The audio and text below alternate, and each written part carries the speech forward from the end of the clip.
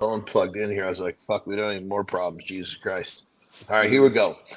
Welcome to another edition of Legends of Iron. I'm Jon Andersen. With me, always my partners in crime, Nick Best and Akim Williams. We have got a ripping show for you today. This guy was on with us not too long ago, but he just had a huge showing at the Arnold Classic. I mean, literally just put his stamp on the fact that he is a contender. Thomas Evans, welcome back to the show, brother. How are you? Oh, man, I'm great. I appreciate you guys having me back. I had a blast last time, and really look forward to today.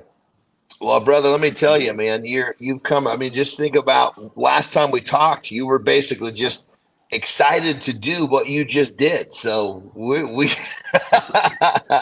you know, let's let's talk about it, brother. Talk us through the action. Start off with event number one. Shit. Yeah, we start with Wheel of Pain, which I took as a positive. I was very much excited for a event where there hopefully wasn't a lot of thinking. You just kind of go out there and push, make sure you breathe. Believe it or not, I didn't actually. It wasn't the rookies got to go first. I just happened to draw number one out of a hat, so I had to go very first to open up the Arnold Classic this year. And let me hold on. Let me just stop you right there, brother. So you pulled number one, which God, we've all done that. That fucking sucks. Yeah, so, but even so, let's use that to back up. So you're showing up to the biggest contest on the planet. You've been training for this. You qualified for it. You're excited for it. You're obviously just ready to get go. But I'm sure there's some nerves involved. And then you pull number one. You know, talk us through, you're showing up, you're nervous, then you pull this number one. How did was that kind of like, well, time to get to work, or like, what did it kind of talk us through it? Well, we're in a rules meeting. Then I did, I pulled number one out of the hat, and I'm standing right behind Tom Stoltman, and Tom just turns around, laughs at me, and they're like, oh, of course, the rookie. Welcome to the big leagues. And I was, for me, that was probably better. Because the more I watch people do something, and I'm just sitting around waiting. Yeah. So that was honestly probably the best scenario for me, except for watching multiple people beat me by a foot because they knew exactly where I was.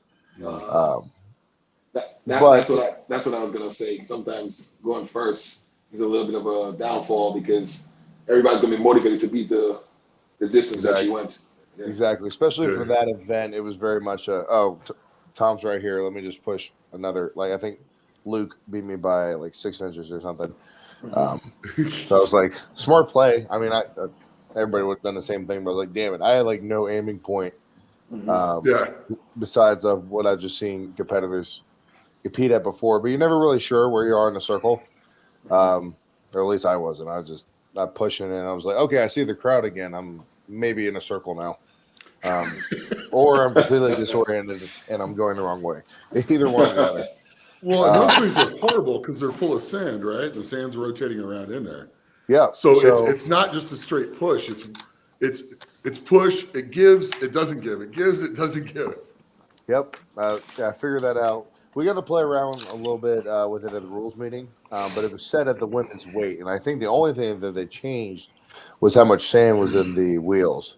Yeah. So you get going on the push, like, oh, this ain't so bad. And then about 4 steps in, you're like, oh, there's all the sand. As it rocks you back, and you keep pouring, just like Nick said, every 4 steps or so, you would feel all the sand kind of push back. But brother, as an ex-football player, this must have kind of felt like right in your wheelhouse, yeah? For the first 7 seconds. For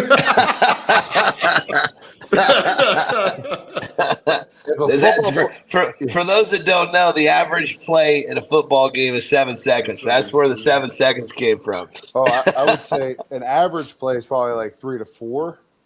Okay. And then 7's the longest it ever goes.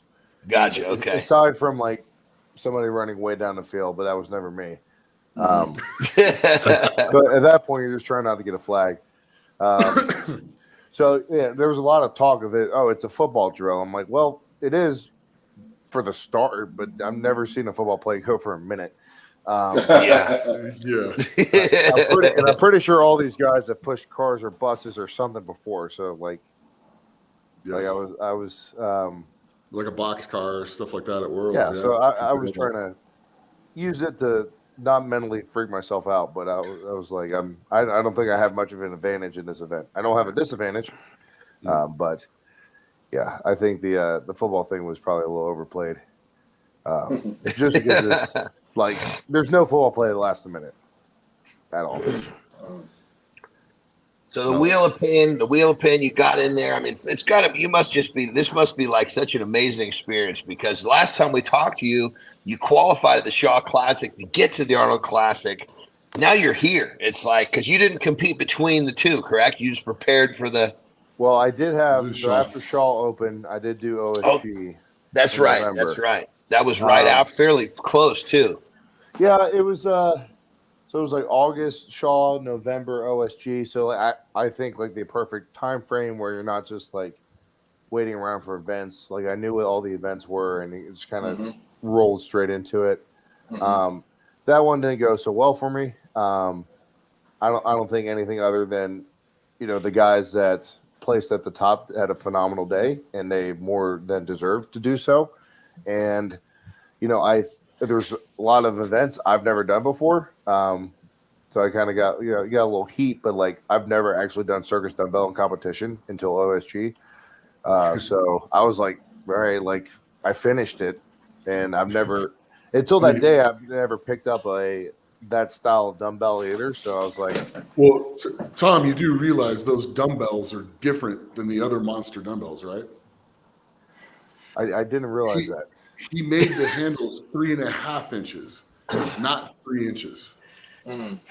See, Tom, that's just the beauty of you being so fresh to the sport. You're just a big fucking cockstrong athlete running around picking shit up, you know, and learning as you go. I mean, that right there just tells you that the caliber of what we got here. You're getting so much better so fast. You didn't even know it was different. You just went out there and did it. So Nick, that half of an inch is going to do what in terms of the grip? I mean, when you go from like the 2 inch or the Thomas inch or the Millennium dumbbell or the Sear dumbbell, where it's 2 inches, it's easy to balance it over your head. Yeah. Because it's a 2-inch handle. The thicker it is, the harder to balance. Yeah. So you just took something that was innately very, very, very difficult and made it exponentially difficult. Harder. Okay. Now I've been told that half an inch doesn't matter though. I thought it was.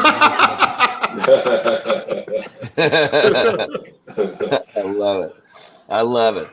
Okay, so event 2. So you get to the wheel of pain. You get in there. You're now the cobwebs are off because you got the first event out of the way. Plus you overcame the worst possible draw of a number. So at this point, you're cruising now. You got to be feeling settled in by event 2, yeah. Until I completely botched my warm up for the log. Oh, goodness. Okay, talk us through this. All right, so backstage, working with Adam Dirks, my coach, I get sometimes a little over aggressive on the shoot through, like with a log, and another time where I actually had not touched a wooden log until like a Slater log until warm-ups, which, you know, a lot of conversations say that it's easier, which I don't know if I agree. I told myself that weekend, I'm like, just let me have it. Just let me pretend that a wood log is harder for today, and then you can tell me Monday that a wood log is much easier. It's only easier to clean. Yeah. So the pressing is the same. Yeah. I was confident going into this event, but the warm-ups weren't. I was like off balance. So I ended up redoing 380 for like 3 singles as a warm-up, and then we ran out of time. So I jumped from 380 to 430, which is not. That's a big jump. Yeah. So up until the warm-ups, I was confident I could hit 1 rep. I've hit 1 rep in training. I've hit over that weight on an MB Power Center log. So we felt good going into it.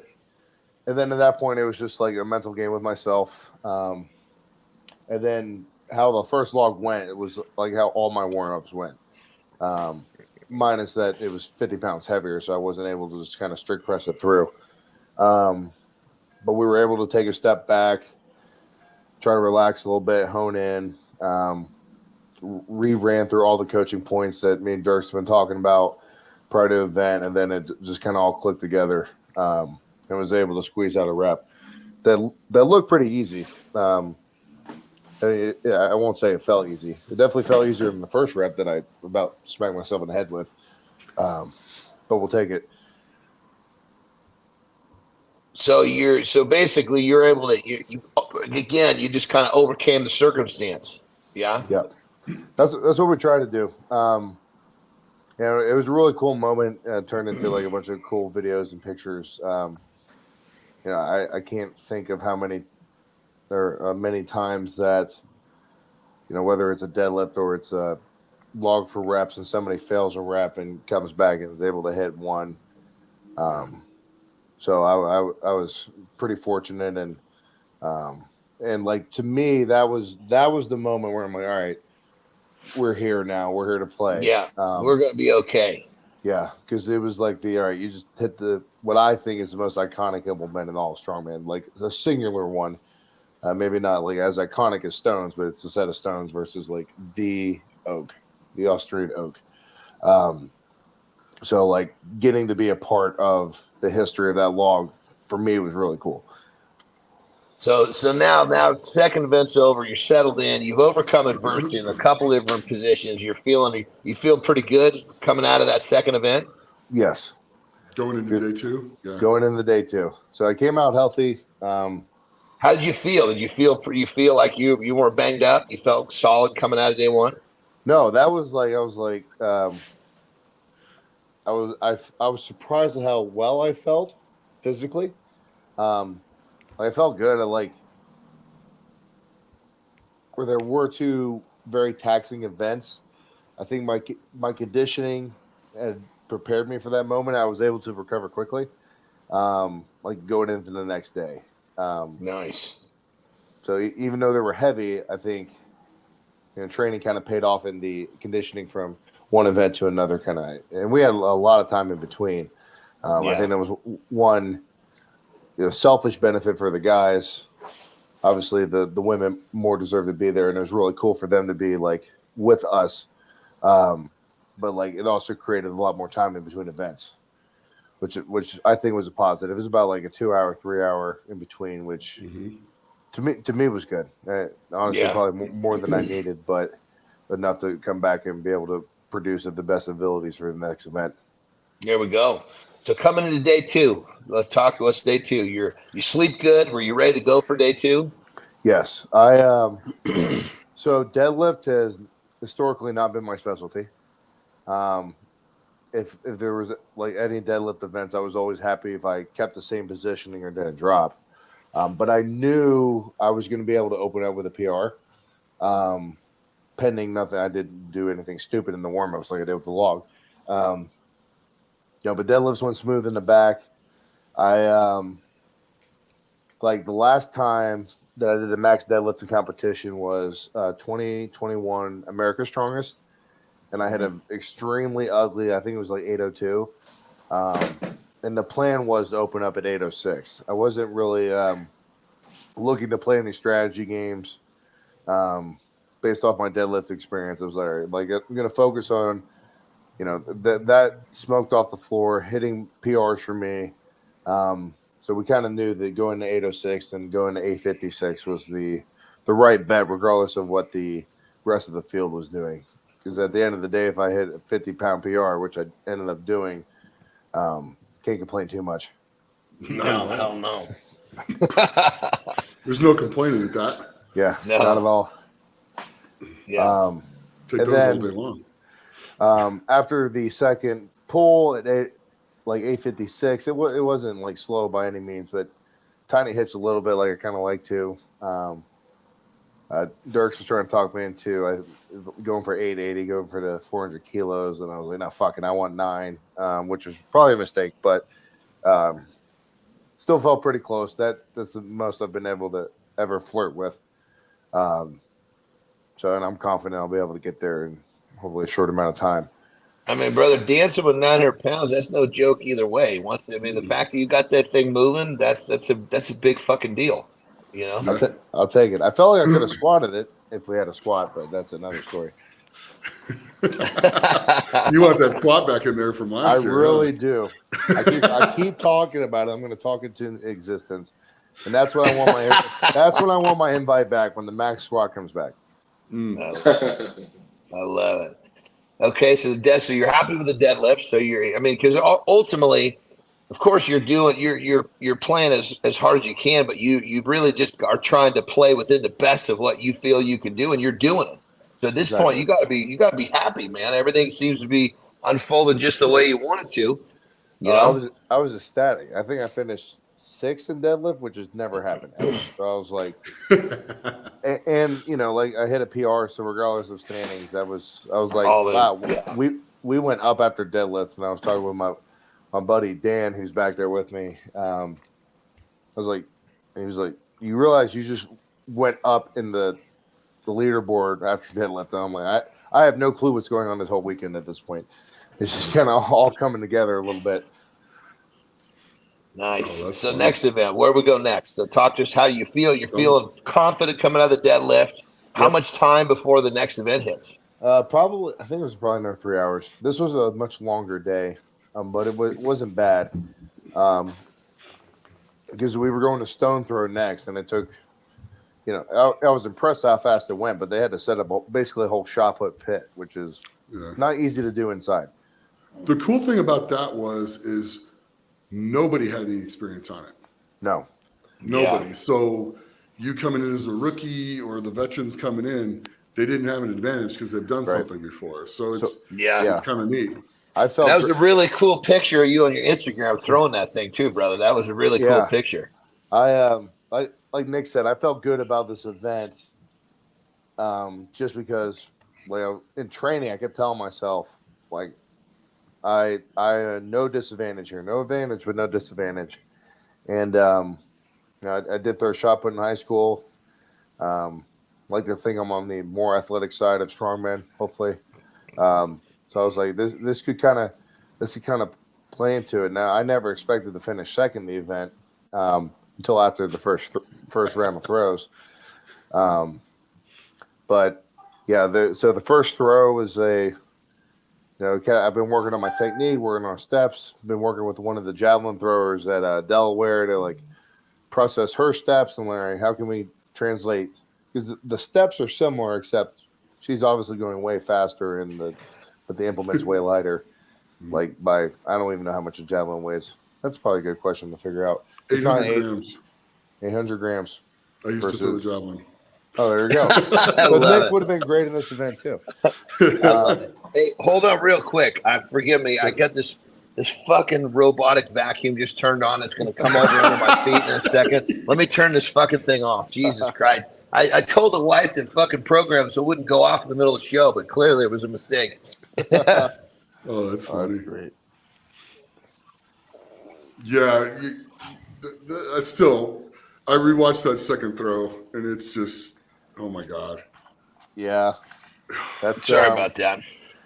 Yeah, so Nick was kind of alluding to the second throw was a heartbreaker for me a little bit because I couldn't land it. I hit I threw it at the last second. I was as close as I could have been to the toad board and had a chance to not fall over and error. But you threw that thing into outer space.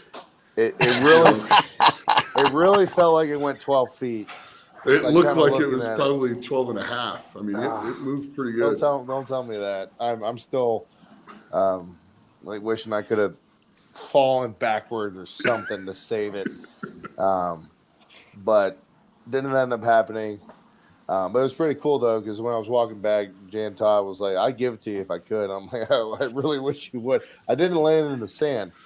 I almost did. I don't think anybody saw this. I don't know how. It had to been on camera somewhere. When we were warming up for this in the back, and then we were able to go out and kind of walk through the actual runway and the the pit. Mm-hmm. And we were all running out there like knuckleheads because we had nothing in our hand, and we're all just pretending we had the stone and then throwing it. Well, I did the walkthrough at the same intensity that I would have if I had a stone. So I tripped over the sand pit and I landed like a cat, like with my feet on the toe board and my hands like on the side of it, like just hovering above the sand. And I don't know how I didn't get more shit for it because it was really, really bad and very unathletic. Actually, that's pretty athletic to catch yourself on the wood frame like that and not go face first into the sand. I think how I that is pretty athletic. To get into that position, though, it felt very bad. Or there would have been. I just would have walked backstage just absolutely covered in sand, and that would not have been good. So you end up doing really well in this event, which now at this point you come through the deadlift, right? Gaining steam. You hit this thing. You got to be thinking, holy shit, I'm putting a move on this big show. Yeah. The confidence was good, not arrogant by any means, but I was like, okay, like, now we're playing ball, and I felt a lot more confident in the frame than it went. I did kind of, and this was like very minor, just like a nagging thing. On my last throw, kind of tweaked my knee a little bit. I don't even want to call it a tweak. It was just enough to be annoying in warm-ups for the next thing, but just the docs took care of me, taped me up. Jon did an excellent job back there, and like by the time it was taped and I got my knee brace on, we were good to go. Didn't affect performance at all by any means. It was kind of scary there for a little bit. And then, so with the frame, my mom actually spent a considerable amount of time and energy and resources getting these construction guys down in Franklin, North Carolina, where I grew up. We were home during Christmas to build a replica frame, a little bit lighter. Oh, no shit. Yeah. So we call it the Appalachian because that's where the mountain region where Franklin's located, and we actually loaded in bed in my truck, and it fit perfectly in the bed, and we drove it 10 hours north to get to the Delaware, and I had it at my house, and we were training. Training went well. That must have been a really big confidence booster for that event. Yeah, it was, because I was like, okay, I don't see any of these other guys actually. Not everybody posts everything. Training on a hill. Me and Nick actually talked about this before, where I messed up, and now I know where to go, where I can find a flat 2 up a hill, because I just started on a hill, so it was hill the whole way. Where that ramp, it's flat for a couple steps, then a hill. So my first drop on the actual timber carry, my legs, like I don't know if I tripped or legs just, I took a too big a step going into the hill. And then I dropped it there, and then I kind of didn't have much of a chance of recovery from that point.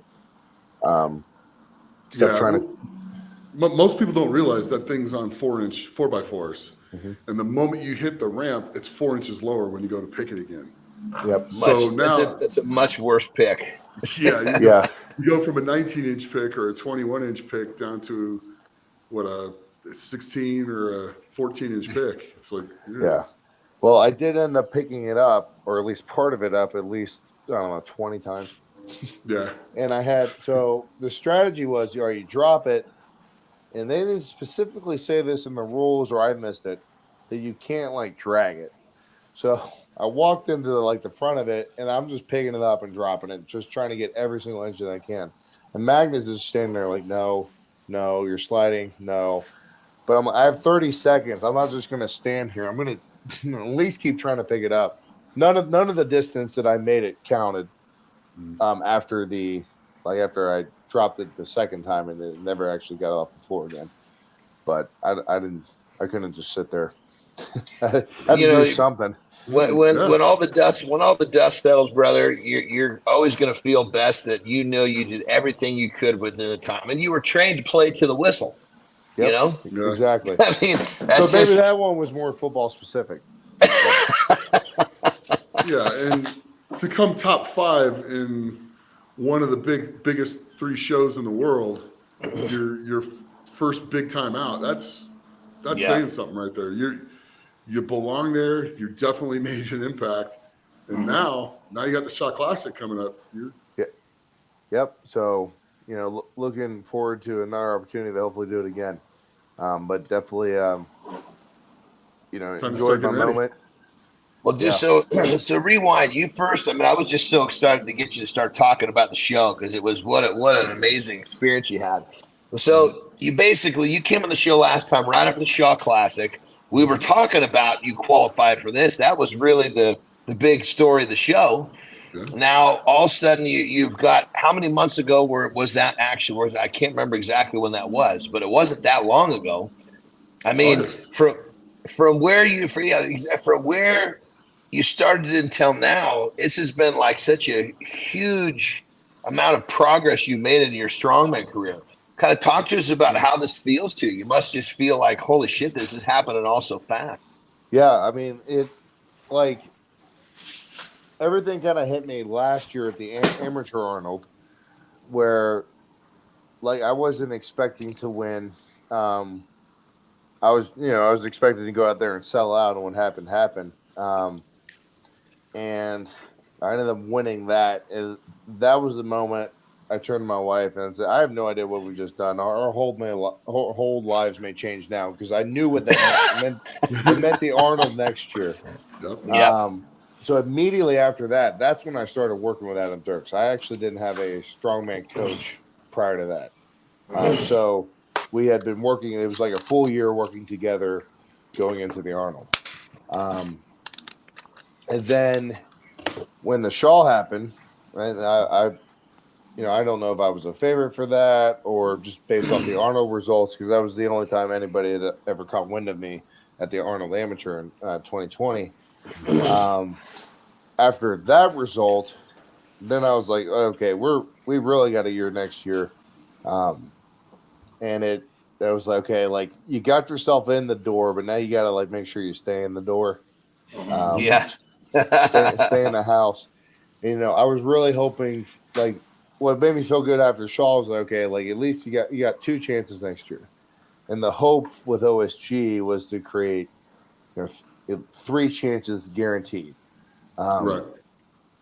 Like I said before, I give those guys a tremendous amount of credit. I mean, everybody they got in the final deserves some recognition. So I got tired of hearing, not that I heard it from a lot of people, but like how bad I did. And I was like, well, 3 execution errors and the other guys killed it. Like, when it's 48 people that were actually there after the hurricane in our class, I mean, I don't think 8 out of 48 is all that bad. I thought you guys had 55. I remember it being 55. Was it 55 actually there? Yeah. Okay. In your class, because we're all sitting there waiting forever for us to go. So, yeah, and like, so to me that would have been okay. It was basically take some pressure off the Arnold, because if I had just said, okay, I'm not going to train or I'm not going to do any more comps after Arnold, I'm just going to focus on after Arnold Amateur, I'm only going to focus on getting ready for Arnold next year. I would have, I think, lost a lot of experience and I was putting in a tremendous amount of weight on myself to do well at the Arnold. But at least if, knock on wood, I got hurt or something, then I had the Shaw to try to get my name out there. So, and once we kind of finished 5th at the Arnolds, like, because I tried not to look at the leaderboard too much until the end of it, because my original goal was like, don't finish last. And then we just found a way to keep creeping up. But it was, very like surreal feeling, a lot of hard work and a lot of sacrifice. And I don't mean by me, to get there. Like my family, my wife, we've put a lot of shit into this, especially between Arnold Amateur into Arnold Pro, because what started this whole journey was actually probably the Born Strong movie. And we we rewatched it after this Arnold. And just like kind of was like a full picture. And that's cool, brother. Yeah. That's really cool. So check this out, brother. So let's do a little comparison here. So I know last time you were on, you were really, really cool, and you were strong enough to share some pretty intense memories about the NFL and not making it to the NFL. You made it, but just couldn't quite keep it there. So you went from the world top of football. Obviously, you went through going the way you went through, like you talked. It was, you're a strong man for getting through all that. Now you've basically climbed a different ladder, and now you're kind of like in the NFL of the strongman world. How does this feel, bro? This has got to be like a full circle feeling for you. Yeah, it's well, for me internally, it was always after watching Born Strong, after I was cut from the NFL and getting into it, it was always a goal of redemption for me, because I really didn't like how my athletic career potentially could have ended. So I got into coaching, really enjoyed coaching, but I also love competing physically myself. And there are many differences between football and strongman. And one of the main things being, and I talked about this before, I think, like when you're up there in big crowds for football games, well, nobody's looking at the lineman until you fuck up. No. But it's all on you when the lights are on, like, and obviously, especially the Arnold, because it's only one person at a time. Yeah. Now Big I don't stage, a lot of production. Yeah, for sure. And I don't really view it as a super individual sport because of all the sacrifices I kind of spoke of to get to this moment. So I did definitely feel a sense of redemption after the Arnold. I'm like, okay, like we're back on the pinnacle of athletic stage. That's it. In a different sphere. That's it. And part of me wanted, I actually told Luke Stolman this. I'm like, because we were talking about it a little bit. I wanted to go out there and get in front of some camera and be like, "Fuck you, NFL," but I didn't do it. I just did it now. You but just did. Trust me, I've been thinking about it, and I actually, when I really need to motivate myself in training, I will play. If you guys are familiar with like the Packers at all, they have a really well-known chant before the game, like it's just "Go Pack Go," but they'll like chant it in the stadium multiple times. Yeah. And there's an Eric Church song that he played, like it's on one of his live CDs that he played, like I think at the indoor facility next to Lambeau, and it starts off with that, and I will play that to get myself pissed off before I lift. So maybe I can stop doing that now, but well, brother, everything happens for a reason. I'm sure when I remember so vividly when you were talking about, you were like, it was Green Bay. You loved everything about it. You loved the cheese, you loved this, you loved that. And it was like, and then it got pulled away. As much as it must, as hard as that was, it did happen. And now you're, like you said, you're at the top of a different sphere. It all happens for a reason. It's just, in another 5 years, you're going to be able to look back and you're going to be able to connect all the dots of why it exactly did it. Right now, it's hard to know. You're full circle. You're back to the top of a different sphere, but it's crazy. It's like now at least it's clear to see that, okay, this is developing, in your favor, and it's going to be really exciting for you to look back at some point and actually understand how the dots finally do connect, man. I mean, what an amazing story. Yeah. Yeah, for sure. I appreciate that. Yeah, definitely a sign of redemption, a sigh of, for me personally, relief. Yeah, I bet, dude. I could totally see that. Because keep it now that you're here. It's like, okay, you're back to the top of the mountain. If you had had a whole bunch of failures and you were continuing to try, which I know you would never have just not continued, but you'd still be under that pressure of trying to get to that point where you're like, okay, I'm back. Yep. The pressure must be off in kind of like you said, the redemption. It must be like you must have like a feeling of like real calm deep down in. Yeah. Well, I'm not often very calm, but I like to think so. Definitely accomplishment. Definitely accomplishment. Yeah. I mean, even me just telling the story, it gives me a feeling nice in my stomach. Yeah. You know, I appreciate that very much. Yeah, that's a great story, brother. I absolutely love it. I love it. So that being said, let's have you talk for a minute to all the other people who, I shouldn't say other people, all the other competitors that are, in some bit of they're comparing themselves to you. They had something that didn't work out, and they're doing this. And a lot of people come from mainstream sports to a sport like strongman or powerlifting, trying to continue. Now that you've actually done it, you went from missing the NFL by a skosh all the way back down to nothing and back to the top of another. What give some advice to those people that are in that same, process of trying to gain their redemption, as you call it? Well, I think for those that are truly driven and like to the point where you take nothing for granted, like your preparation, your sleep, the off the field stuff or out of the weight room stuff, like you will find the next best thing to commit yourself to like that. It just takes time. And it may be your career, it may be your family, it may be your kids. There's where that love for football was, and like I'm having a hard time explaining it, where you've committed so much time to something and then you feel like it's just pulling away and you're like, I wasted all that time and this took me a while to get over, where it was like, well, no, all that wasn't a waste of time. Like you made some great memories up there. You enjoyed it. And I've had people remind me constantly that like you got much further in that field than people ever do. That to say the least. Right now, I and I would, when I have coached and I've been around more athletes that are like myself that are, maybe not the best physically or whatever missing piece that there is, but they're fully committed to it.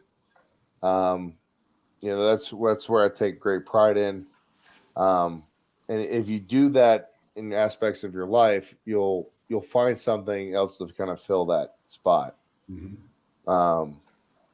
Where now I really struggle with the athletes that don't commit to themselves to it and then get to these levels when they're not necessarily looking at the full picture. But unfortunately, there's always going to be people like that have these either God-given abilities or sometimes it's just like in jobs and stuff, it's like just resource allocation, and people will climb ladders that they necessarily shouldn't. But if you're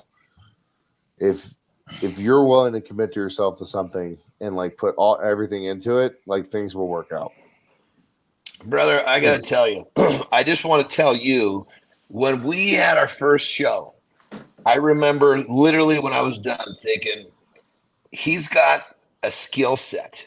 And that skill set is getting to the really fucking difficult positions. It's working his way into a place where most people can't get to. Because in the NFL, I mean, of course, I have no football experience, but I've talked to a lot of people who have explained to me how fucking brutal it is climbing that ladder, just getting through college to the NFL. And then it's a whole new world. And it's like a skill to navigate all of this really difficult shit.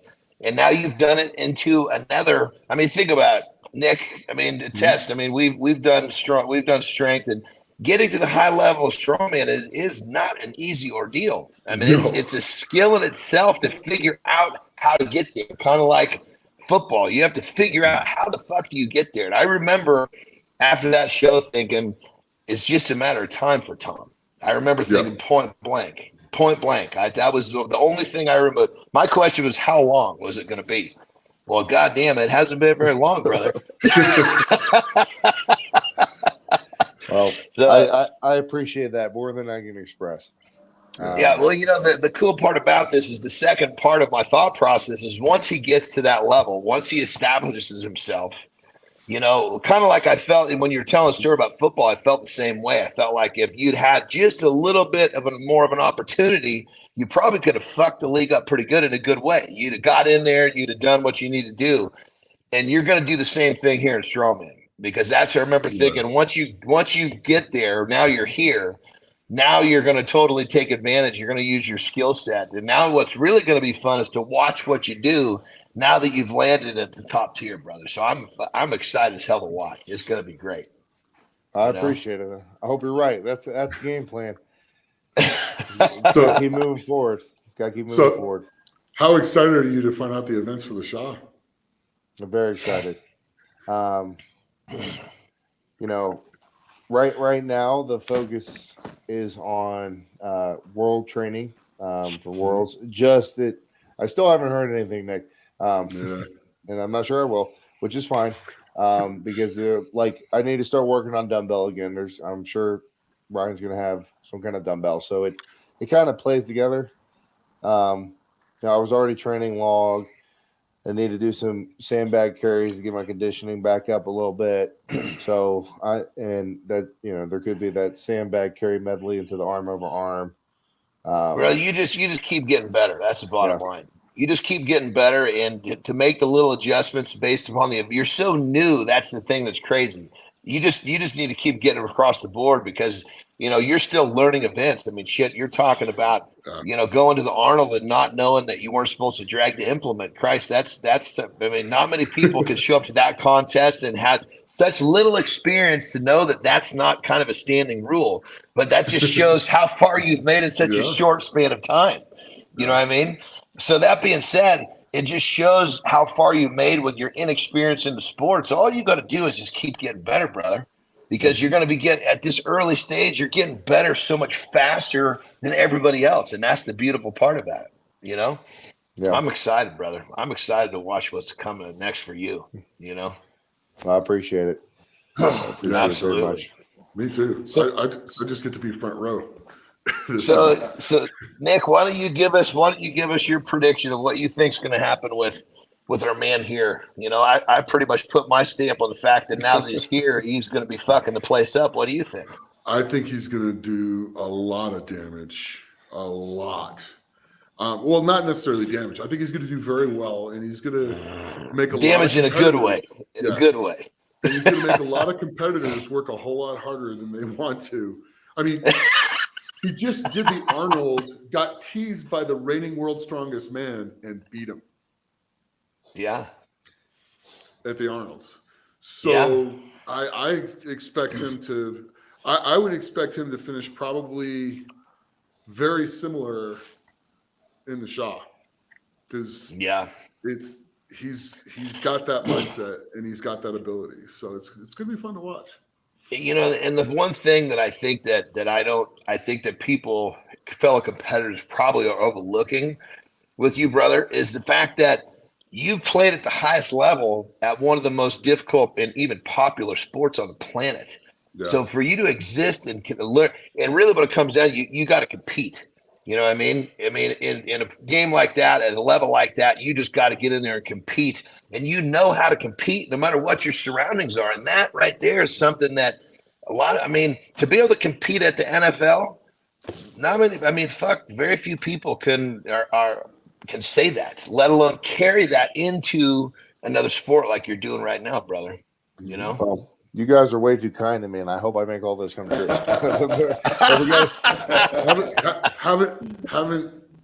haven't proved us wrong yet, so just keep proving us right. That's it. Don't fuck this up, goddammit. No pressure. Now the pressure is on, man. Yeah. Oh, that's great. Well, that's good. I know we talked a lot about how supportive your wife is and everything, and this whole journey has been for the two of you. Have you two as a couple, have you guys just been enjoying the hell out of all this? Well, once we get to the competition, it's it's a tremendous amount of sacrifice by everybody that I'm involved with to get to the shows. It's my friends that pay thousands of dollars to get their Airbnb. It's my mom doing the same thing. It's my wife when I can't move, cooking dinner or understanding we can't go and do this thing because I just can't, or like the social thing, because I can't sacrifice the time or the sleep. It's a lot of like stuff we can't do. Yeah, a lot of no's. No's is one of the most powerful words in a preparation. No is a word you got to get real familiar with, because unfortunately, the joke I was making is, most of my friends stop inviting me to do shit. Well, you can't take it fucking personal. You've been telling them no for decades. What the fuck do you expect? Yeah. Yeah. And I'm fortunate. I'm around a lot of people that feel that way. And it is a lot of financial sacrifice as well. To where, no, Anna, we can't do this thing mainly because I need $200 in beef this week. As I'm sure we're all aware of. Yes.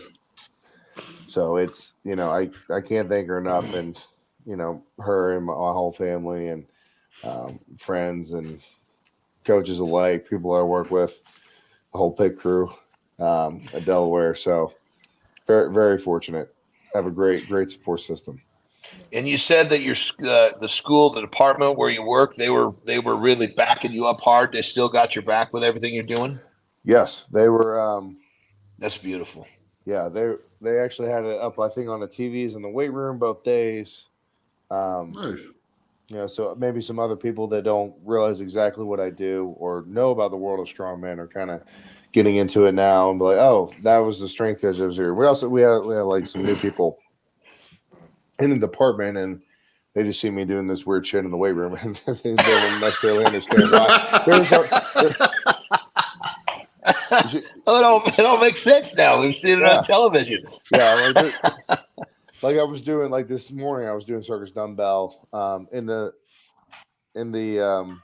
training room with the cheer, in the weight room with the cheer team. I was like, exactly like you guys do. You just throwing up and catch. It's the same idea. Except for yours is twice as heavy or 3 times as heavy.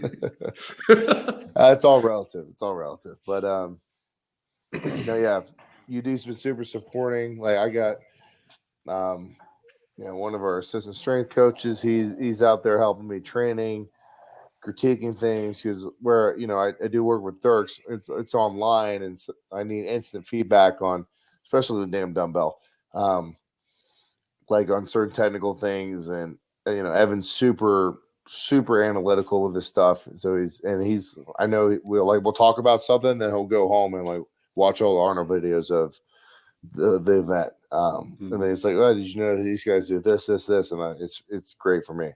And same thing with my buddy Dan Walker. He phenomenal guy. We became friends on kind of like a whim. Our wives swam together at Richmond. Oh wow. He came to one of my regional competitions, my second ever competition. It was a regional competition, East Coast Most Powerful, in Columbia, Maryland. And I won that. That was my first win, my second comp. And he, ever since, I'm like, you just got to come. I win when you're around. So, and he's fully bought into it. And he's not a small guy by any means. He's probably the strongest golfer I've ever met. But he was like a world-class golfer too. So he kind of lived my football experience on the golf side. Oh, nice. And but now he's a full-time strongman coach, and it looks funny because he's also like a big-time financial guy, and so he's explaining to people working. He's like, why are you going to this strongman competition? He's like, oh, I'm a coach. No, he's backstage with me, making sure I got everything I need. So yeah, he is a coach.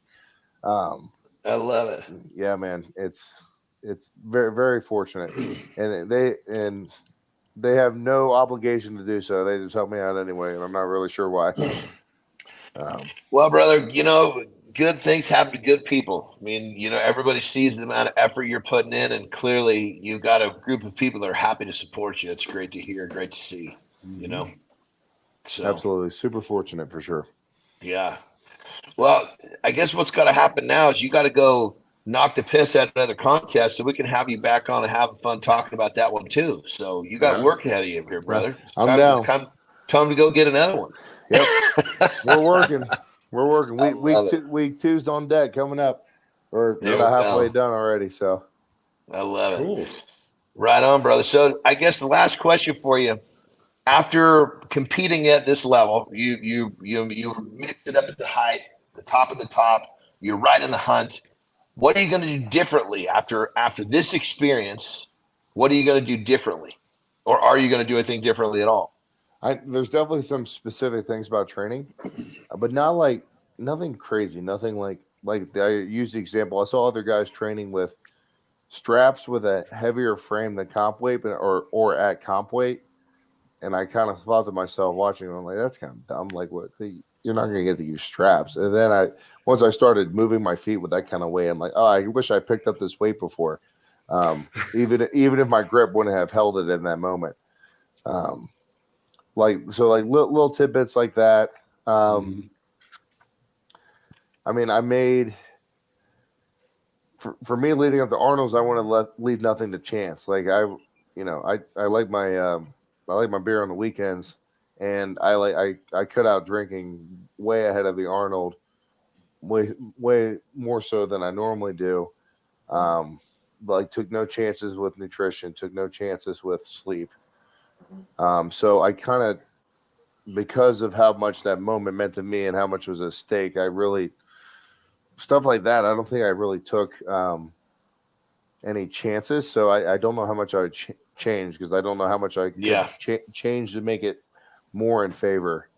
I know I'm gonna get Dan a rolling bag. I actually ordered it because he's tired of carrying my bag around the cop. So that's gonna be a change. Give you a bag with some wheels. Actually, it's all Kevin Ferris had a sweet one, so I just got the same one. I just copied it. But we got a different color though.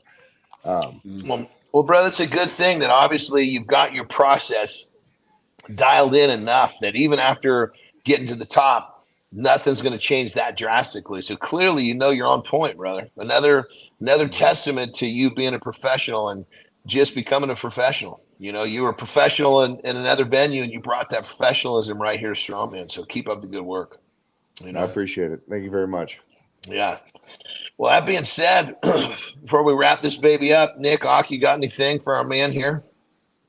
I missed the first episode because I like. Oh, that's right, Ak. I forgot about that. Forgive us. That's right. Yeah, because just like he was, I was prepping for the Arnold also. So that's right. Yeah.